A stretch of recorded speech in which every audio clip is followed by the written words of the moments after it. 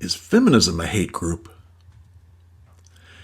I think I know what hate looks like, and I think you do too. But for a variety of reasons, the word hate recently seems to have been diluted and even abused. The SPLC is an example. They lump men's advocates as hate groups. Yes, haters and misogynists. All too often when I talk to everyday people about men's advocates, they, like the SPLC, call them haters of women. But then when I talk with folks about feminists, they see them as being about equality. Do these people have it right, or do they have it backwards? My own sense is they have it backwards, and our culture is simply unable to come to grips with their ingrained and largely unconscious gynocentrism, much like 60 years ago as our country struggled to come to grips with our ingrained and largely unconscious racism. I wanted to find a way to help people see the reality of this problem, but I had little success until I ran into the work of David Byron. Byron had compiled a list of criteria that were indicative of being a hate group. His list was very helpful since it was not about what someone feels and thinks, it was about what they do. This makes the assessment much easier. Here are the 6 criteria Byron lists that he feels constitutes a hate group. Hate group. Advocates lesser rights in law for the target group. Propagates discrimination against the target group. Teaches that the target group is inherently inferior and immoral. Teaches that the target group is a threat. Uses lies, including historical revisionism, to spread these views. Tolerates violence towards the target group. Okay, in order to get a handle on how these apply to different groups, let's compare 3 groups: a southern town in the 1950s that's obviously racist, feminism, and then men's advocates. On a side note, the southern town in no way implies that our nation's only racism was in the South. It was all over the country, and the South simply offers an easy example to use for comparison. Let's go through them one by one. Number 1, advocates lesser rights in law for the target group. Yes, the southern town advocates lesser rights for blacks with Jim Crow laws that disadvantage blacks, allowing fewer loans, lesser quality education, and a myriad of restrictions, pushing a separate but equal system, and much more. That's a check for the southern town. Feminism? Do they advocate for lesser rights of men? Of course they do, and here's how. They advocated for female-only circumcision laws, leaving the boys vulnerable with less rights. The feminist rape shield laws gave men less rights under the law and were exposed simply for being accused while women were protected. The feminist affirmative action laws may have helped women, but they left men with fewer rights and opportunities under the law. The feminist-driven domestic violence laws only helped women and left men highly vulnerable with less rights and services. The feminists knowingly neglected any males who might have been victims. As with the previous examples, they simply didn't seem to care. Shared parenting laws are routinely undermined by feminists, leaving men with fewer rights to have contact with their children. Feminist Jessica Valenti advocates for Swedish-type rape laws that put the burden of proof on the accused. Of course, we also have the selective service laws that advocate for lesser rights for men. Not feminist-driven, but a fine example of how quiet feminists become when confronted with a gender inequity. Feminists seem very happy to push for and to have women garner more rights and services than men in a multitude of different areas. Indeed, a check for feminism. I can't think of one instance where men's advocates have pushed for any law that discriminates against women. They get an X for no. Number 2, propagates discrimination against the target group. Yes, the southern town propagated large amounts of discrimination against blacks. One only needs to look at the white-only signs in so many places to get a sense of how this worked. Water fountains, education, bathrooms, transportation, restaurants, and much more. It was clear that the town had resources for whites and much less for blacks. Check mark for them for sure. But what about feminism? Have a look at a Google search for images for women only. What you see is a very similar type of discrimination. One difference is that in the southern town, they would build a lesser but usable alternative to the white resources. Water fountains being one example. With feminists, not only are they disinterested in offering a lesser alternative, for men, but they also are actively involved in trying to stop men from building their own resources. We have women-only transportation, gyms, concerts, parking spaces, golf, classes, and much more. At the same time, women are demanding entrance into all male-only clubs, claiming discrimination if they're not admitted. The Australian shed movement started as a male-only place for men to gather, but apparently has now shifted since women are demanding access. Women only is fine, but men only is forbidden. Feminists have worked to create women-only spaces and also worked to dismantle male spaces.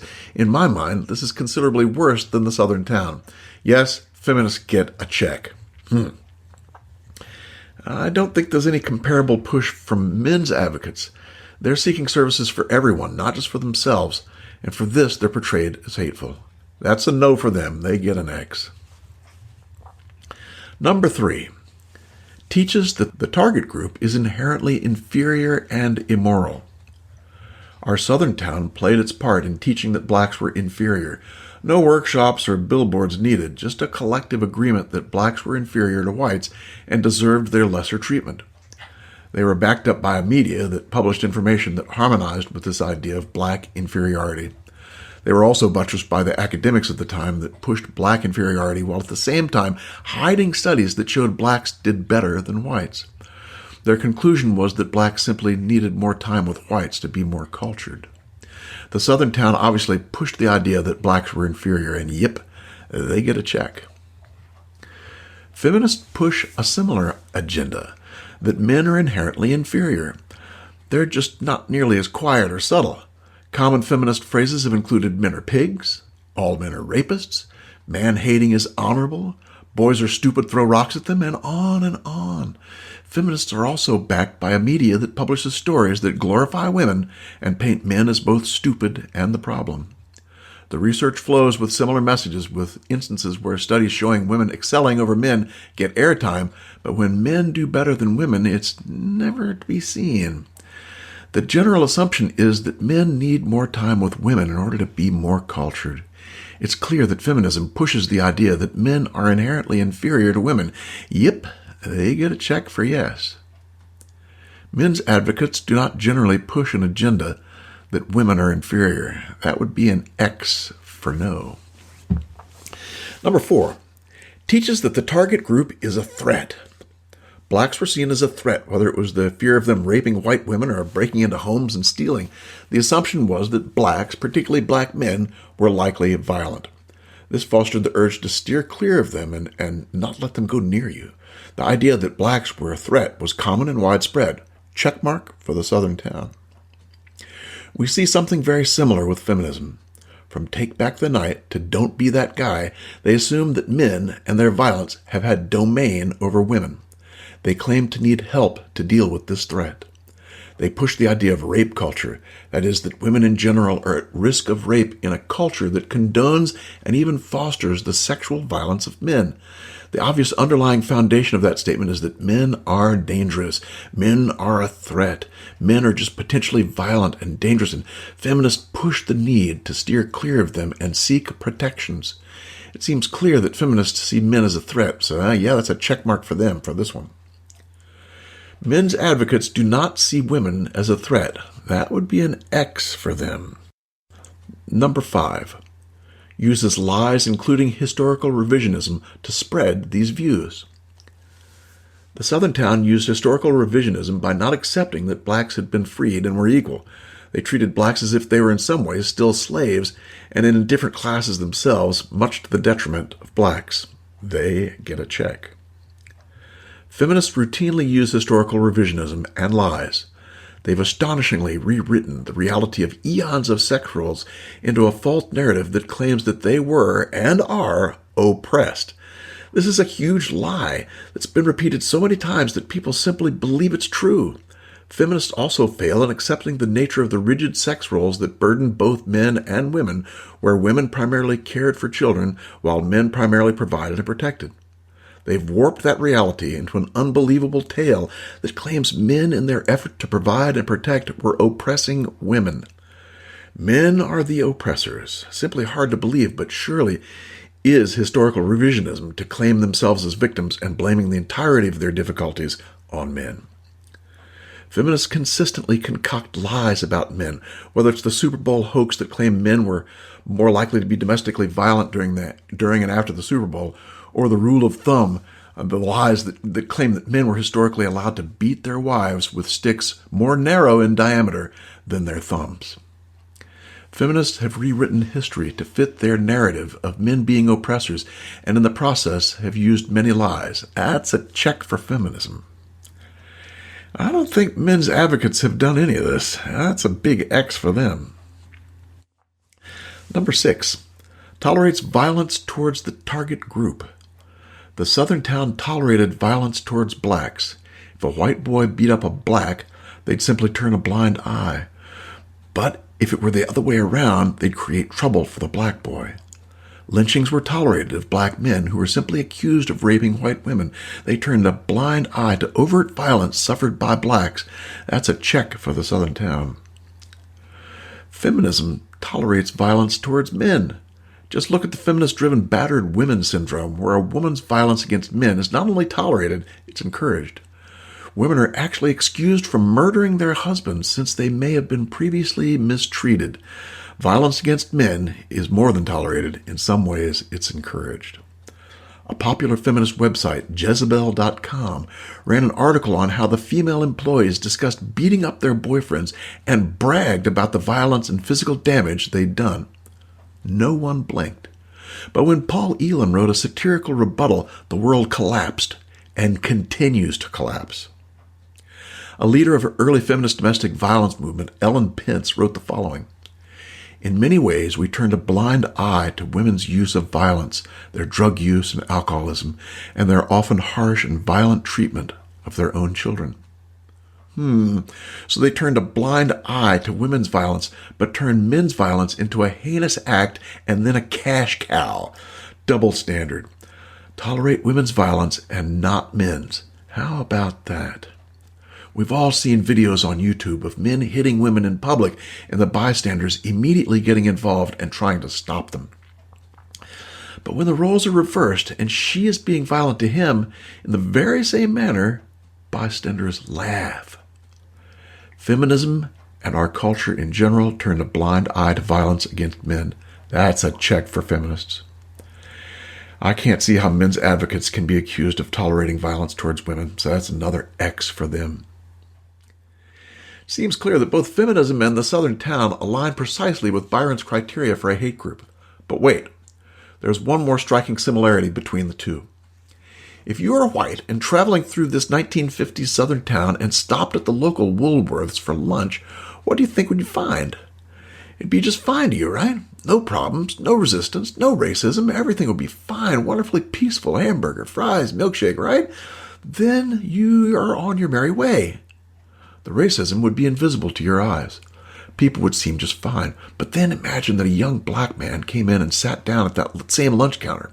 What would happen? Then you'd see the racism pop into action. No, we won't serve you. You're not welcome here, and on and on. You don't see the racism until someone breaks the unwritten norms, someone challenges the status quo, someone speaks up about the inequality. That's when all hell breaks loose, and not until then. When 4 young, brave black men sat at a Woolworth's lunch counter, all hell did break loose. It wasn't uncommon for blacks at this sort of sit-in to be pushed, hit, have food and condiments poured on their heads, and more. When they asked for services, people responded with overt hate. We see the same thing now with men's issues. The world seems peaceful and easygoing, but when someone speaks up about men's rights, immediately they're hit with flack. Warren Farrell was to give a talk on boys and suicide, and what happened? He was going to speak about the needs of boys and men. Feminists made sure that the uppity Farrell got his. Rock Warren Farrell! Rock Warren Farrell! And these so-called men's rights groups are actually hate groups. No hate speech on campus! No hate speech on campus!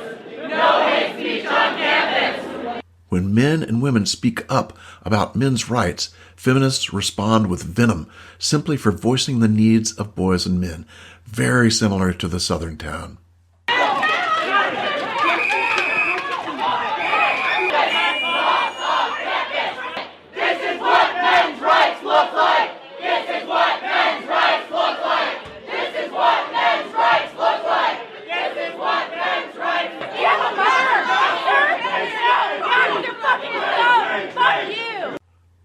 So when feminists see someone voicing the needs of men and boys, they attack. They trample on free speech, attack the police, pull fire alarms, and trample on anyone's right to hear certain points of view. Here's what happened to Janice Fiamengo when she was to talk on boys and men and their needs. I came here to listen to what these people have to say. You're infringing on their right to speak and my right to listen. This is hatred. A hate group can remain invisible as long as the status quo is maintained.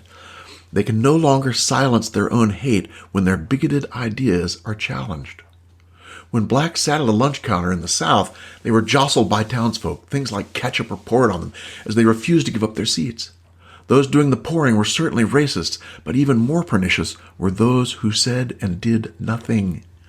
We see that same thing today. When men's issues are brought forward, it's the feminists who will pour the ketchup. But there's another group that's perhaps more lethal, the group that condones the hatred by saying and doing nothing.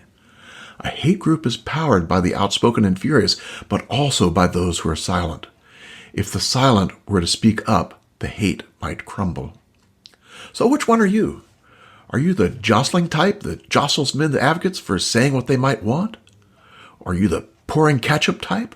Or are you simply the quiet type that doesn't say anything, doesn't do anything? Or maybe you're the one who does listen, who can hear what they're saying. Which one are you? Think about that. It's clear to me that feminism is a hate group and needs to be exposed for its often invisible and underlying hatred. It's long past time for the advent of true humanism. And as always, men are good, as are you. Come see me on Patreon. I could really use your support there. If you like this one, please support me on Patreon. We'll see you.